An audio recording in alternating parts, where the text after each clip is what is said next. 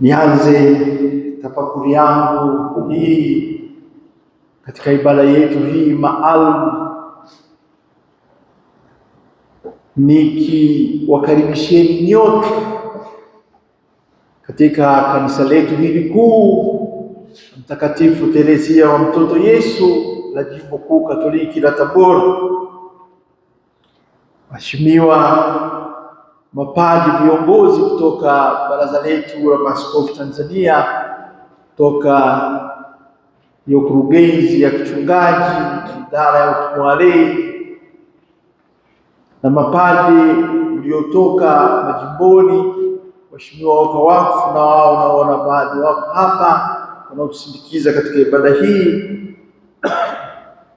pamoja na nyote ambao wamekuja kushiriki katika mkutano huu mkuu mkiwa na lengo kubwa, sio tu kufanya tafakari juu ya utume wenu wa wanaume wa Katoliki hapa Tanzania, bali utume wenu kama waamini walei ambao ni kundi mojawapo ya vikundi mbalimbali vinavyokuwepo tunavyokuwa navyo vikifanya utume huo wa kujenga ufalme wa Mungu hapa duniani. Kama tunavyofahamu sisi sote ambao tumebatizwa, tunazo kazi hizo tunazopaswa tuzifanye za kumtakatifuza ulimwengu, na kwa namna pekee nyinyi hivyo vikundi ambavyo nasema viko vikundi mbalimbali vya walei ambao vinafanya hiyo kazi ya kutakatifuza ulimwengu, pamoja na kutakatifuza ulimwengu na mengine haya ambayo tumekabidhiwa tulipokubali tumfuate huyo Bwana wetu Yesu Kristo, tukabatizwa kwa maji, baadaye tukampokea huyo Roho Mtakatifu katika maana ya kuungana naye kabisa, tukipenda kwamba awe ndio yeye sasa kiongozi wetu. Chini ya usimamizi huo na uongozi huo ambao ndio leo tunaomba kweli uwe ni uongozi kwetu sisi sote, uongozi wa Roho, nguvu Roho Mtakatifu ambaye tunaomba leo tushukie, sio kwa sababu ya uchaguzi tu tunaenda kufanya leo, mojawapo ni hilo, lakini hasa zaidi katika maisha yetu ya utume tunaofanya kila siku ya kumshuhudia yeye huyo Kristo ambaye alituahidi kwamba atakuja huyo msaidizi kuja kutuelekeza na kutuonesha ukweli wote. Tunawakaribisha na wengine wote wanaokuwa hapa tunaoshiriki pamoja katika ibada hii ya leo, nikiwaomba tuwe pamoja kuliomba hilo, kwamba huyo nguvu Roho Mtakatifu ambaye tumeadhimisha sherehe hiyo yake kwa namna ya pekee anaposhuka Jumapili iliyopita, siku ya kubwa, sherehe ya Pentekoste, aje sasa kwa namna ya pekee, na sasa sisi ambao tunaenda kufanya huo utume awe kweli ndiye nguvu yetu na si nguvu nyingine tena. Mwingine wanavyosema nguvu za kiulimwengu, hapana. Tunapenda sisi tusukumwe na nguvu huyo Mungu, nafsi ya tatu ambayo tumeipokea, na tunapenda ituongoze na daima iwe ndio nguvu yetu. Ndugu zangu, mko hapa kama nilivyosema, ni kundi kati ya vikundi hivyo mbalimbali vinavyofanya kazi hiyo ya kuja kuwa mwanga na chumvi, kama Mathayo anavyotuambia katika sura yake ya 5 aya ya 13 na 16. Nafikiri na nyinyi mnafahamu vizuri sana hayo katika mafundisho tunayofundishwa sisi katika utume wetu.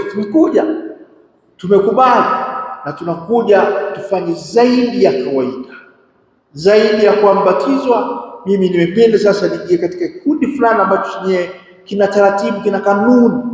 Katiba ipo tunafahamu, lakini kuna miongozo yake tunafahamu, lakini kuna huo moyo sasa, hiyo roho ambayo inabidi sasa ndio inisukume nikafanya haya ambayo napaswa kuyafanya, iwe tofauti na yule mwingine ambaye labda hakupenda kuja akakaa pamoja na mimi, akakaa pamoja na sisi, tukatembea pamoja tukilipinga lile ambalo Baba Mtakatifu ameliweka vizuri sana katika hati yake mpya iliyotoka ule uzuri wa utu, Magnificat.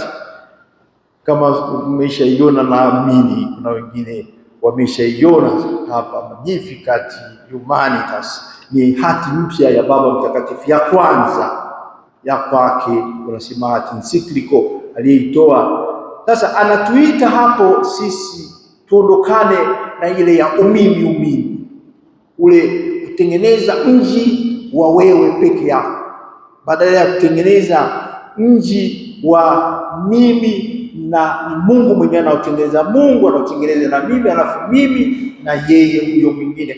Kwa maneno mengine, anapozungumzia ule upendo ambao tunapaswa kuwa nao, tamaduni wa upendo, au tuseme sijui ustaarabu kama inavyosema kwa namna nyingine, wa upendo ambao ni upendo usiojitafuta, sio upendo wangu mimi, upendo wangu Mungu kwanza ndiye anauleta upendo kwangu mimi na yeye, alafu upendo unaenda kwa binadamu mwenzangu, kwa huyo mwenzangu, ndio utu hapo unakuja kukua ukoma. Ndugu zangu, hilo ndilo tunakuja kulifanya sisi katika kazi yetu kubwa ambayo tunapaswa kuifanya, kujenga mji huu wa utu ambao ni umekamilika, utu ambao unaenda zaidi ya utu wa kawaida, sio utu vifaa, utu vitu, utu mali, utu hivyo vingine vyote ambavyo kwa wingi wake basi mtu ndio anafikiri kwamba sasa huu ndio utu. Hapana. Sasa ili tulifanye hilo, lazima tuongozwe na hekima ya Mungu, na hekima ya Mungu ni huyo nguvu, Roho Mtakatifu ambaye anashuka. Tunaelewa tunapopata sakramenti hiyo ya kipaimara, mojawapo ya hizo nguvu zinazoshuka, mapaji haya yanayoshuka ni hekima. Hekima ambayo ni ya kimungu, ambayo itatupeleka kwenye akili sasa, ambayo na yenyewe ni akili ya kimungu. Kumbe nguvu Roho Mtakatifu aje sasa akae pamoja nasi katika yote tunaenda kuyafanya katika utume wetu huu tunaofanya tukiongozwa naye peke yake. Lakini sasa ili tuweze kuyafanya hayo vizuri, lazima tuwe ndani ya hili kanisa letu, tusiwe nje ya kanisa letu hili, katika maana kwamba nguvu huyu Roho Mtakatifu yeye anafanya kazi ndani ya kanisa, na ndani ya kanisa kwa vyote kuna mpango ambao umewekwa, ni mzuri sana. Ndio maana kuna hata hierarkia hiyo, uongozi huo, kuna hawa ambao wanatuelekeza, na kwa kweli inabidi wamsikilize viongozi. Inabidi kama mimi ni kiongozi kumsikiliza huyo Mungu ambaye yuko ndani ya kanisa hili, ambaye anafanya kazi kwa nguvu huyo Roho Mtakatifu, na baadaye atakuja kuwaelekeza na hao wengine ili waweze kuyafanya sasa yale yaliyo yake. Kumbe ndugu zangu, ili nguvu huyo Roho Mtakatifu aweze kufanya kazi vizuri kati yetu sisi na katika sisi, inabidi tubaki katika hilo kanisa. Tusidanganye tukatoka tukaenda huko nje tukamtafuta mtu mwingine au tukatafuta kundi kingine ambacho tunafikiri kwamba sasa hiki ndicho kinachotupeleka katika ukweli. Hapana, kuna huo ukweli ambao tunautafuta, na kweli hata kwenye barua hiyo Baba Mtakatifu, kati ya mambo fulani ambayo amesisitiza mno, kuna hilo la ukweli. Ni ukweli upi huo ambao tunautafuta, pamoja na mengine hayo ya kazi ambazo inabidi tuzifanye kwa vile tukusukumwa na huyo Roho Mtakatifu, pamoja na hayo ya uhuru ambao tunakuwa nao. Mungu anaheshimu uhuru wetu, lakini tubaki tukiyatafuta hayo yote ndani ya hicho ambacho tunasema ni hilo kanisa ambalo Mungu mwenyewe kalianzisha, akaliacha hapa kupitia kwake mwanae Bwana wetu Yesu Kristo aliyetukomboa, na baadaye mwanae akasema lianze lizaliwe kweli kwa nguvu hiyo Roho Mtakatifu, na nguvu hiyo Roho Mtakatifu ndani ya mtu. Kumbe ni kubaki ndani ya kanisa hilo. Sasa tunabaki namna gani katika kanisa hilo? Tutabaki katika kanisa hilo tukikuza huyo moyo wa kushirikiana, moyo wa kushirikiana. Tutayafanya yote hayo kama tutashirikiana. Na waalikeni ndugu zangu, leo tunapotafakari, na najua leo kutakuwepo na tafakari hiyo ya kanisa la kisinodi. Kanisa la kisinodi hili ndio hapo inakuja hiyo, huyu Mungu Roho Mtakatifu ambaye anatusaidia sisi, anatupeleka tukazifanye kazi za kimungu, anafanya pamoja na nafsi hizo nyingine. Mungu anafanya, Baba, Mwana na Roho Mtakatifu. Ni ushirika huo ambao lazima ubaki hivyo, na lazima sisi tufuate kama mfano wa pekee kabisa kufanya kazi ushirika huo. Wewe peke yako huwezi, na mimi peke yangu hata kama ningekuwa na akili za namna gani haiwezekani. Lazima nimtegemee huyo Mungu, kwa sababu mimi sijakamilika. Ndugu zangu, kumbe na waalikeni, tunapokuwa tunafanya tafakuri hii, tunapokuwa tunafanya kuwafikiria na hao ambao kesho kutwa watakuja wao viongozi wetu watuongoze. Tusisahau hilo, kwamba hata wao wasisahau hilo. Hawayawezi na hawataweza kuyafanya kama hawatakuwa wameunganika pamoja na wenzao, kama hawatakuwa katika ushirika huo wa waamini. Kwanza, kama ni nyinyi ushirika wenu huo katika utume wa wanaume, kama hawatashirikiana nao hao, hawataweza kufanya lolote. Lakini pamoja na kuwa katika ushirika huo, tusisahau vile vile sasa hilo la uhuru wa mmoja mmoja na kutumwa kwa kila mmoja, kila mmoja afanye kila anachopaswa kufanya. Hiyo ni muhimu sana katika maisha yetu. Tusije tukajibana tukabaki katika umoja alafu ukasahau kwamba na wewe sasa unapaswa uwajibike. Wewe kama wewe na ni wewe utakaye kuja kuulizwa, kwa sababu mwisho wa siku itakapokuja sasa, mnafahamu kabisa Mathayo 25:31-40 na kitu anatuambia sasa, siku ya mwisho hiyo hukumu itakapokuja hiyo, hamhukumiwi nyinyi pamoja. Ni kila mmoja utakuwa peke yako, lazima ujibu sasa uliyafanya namna gani haya. Kumbe ndugu zangu, tunapopenda tusukume na nguvu huyo Roho Mtakatifu, na tukataka atusukume na atupe nguvu na atupe uwezo kama alimpatia huyo Petro, ambayo leo tunamsikia na nguvu zote bila uoga kabisa, baada ya kuwa ametoka huko alikokuwa amejificha, amejifungia, anaanza kuambia nyinyi wanaume wa Israeli au watu wote wa Yahudi bila woga.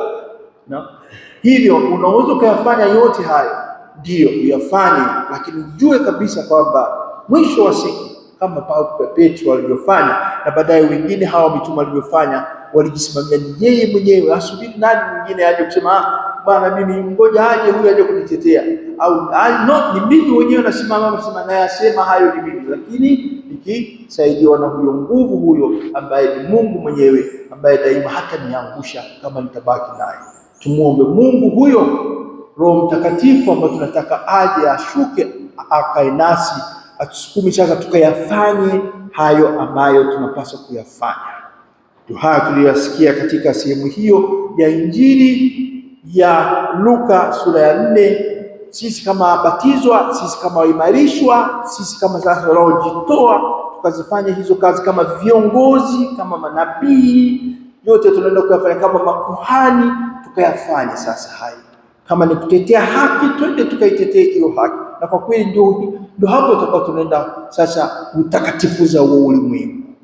Kama ni kutafuta ule umoja, kuunganisha watu kwa pamoja, tukafanye sasa, na tunaweza kabisa. Kama ni kupingana na hayo ambayo yanakuja kumuondoa Mungu katika ulimwengu huu na badala yake yakamfanya binadamu awe juu ya Mungu, ndio hayo Baba Mtakatifu naye aandika sasa, eti watu wanavuka, anatoka kwenye ubinadamu anaingia kwenye ubinadamu zaidi ya ubinadamu. Anakuwa na mambo mawili kwa wakati mmoja, kama magari haya yanaendeshwa na betri alafu yanaendeshwa tena na engine hybrid wanasema. Sasa naye anaenda huko, sio tena yule mwanadamu ambaye Mungu kamuumba, baada ya kumpa heshima yake hiyo ya kibinadamu, anataka alete heshima nyingine ambayo inakuja kuvuruga kila kitu na ulimwengu wote unaharibika. Nyinyi mna uwezo wa kuyatetea haya, sisi tuna uwezo wa kuyatetea haya. Ndio hapo tutakuwa tunafanya utume wetu, na kwa namna hiyo hapo ndio itaonekana wazi kabisa sasa utume wetu sisi tunachokifanya zaidi ni kipi chenye thamani zaidi ya kawaida. Sisi kama umoja, sisi kama utume wa wanaume katika kanisa letu hili Katoliki, kama ni kutetea uhuru, kama ni kutetea haki, yote haya ambayo yanafanya na kutetea yaondoke yale ambayo yanakuja kuharibu hayo mambo na ambayo yanayafanya vibaya zaidi. Sasa kama hizo akili mnemba wanazoziongelea ambapo Mtakatifu amezungumza na akaziweka vizuri sana, hizo sababu nyingi sana za hayo mapya yanayoingia, teknolojia inayoingia ikaja kutumaliza. Nyinyi kuna wengi wanaume wamesoma hapa, wengi wamo katika viwanda hivyo, wengi wamo katika mashirika hayo. Sisi kama Wakatoliki tukaenda na ukatoliki wetu tukakataa, tukasema hiki hapana, haiwezekani, kinaenda kuua uumbaji, kinaenda kuua hiyo sura ya Mungu ambayo mimi nimeumbwa nayo. Sura ya Mungu ambayo inapasonekana katika mimi, sio tena hii sura, ni kitu kingine kinatokea. Inakuja sura ya shetani, inakuja sura ya huyo ambaye anakuja kuharibu kile kilichoumbwa, na badala yake kinakuja kingine. Tumuombe Mungu Roho Mtakatifu aje akae nasi, atushukie kama alivyowashukia hao mitume, na sasa twende tukalijenga hilo kanisa ambalo limekaa mpaka sasa zaidi ya miaka 2000, lisije kuanguka katika mikono yetu. Katika mikono yetu lipate nguvu zaidi na liendelee karne na karne zinazokuja huko mbele, kama Baba Mtakatifu anavyosema. Yote tuyafanye haya sio kwa faida yetu sisi leo, tuyafanye kwa faida yetu, lakini na kwa faida ya wale wengine wanaokuja huko mbele. Tumsifu Yesu Kristo.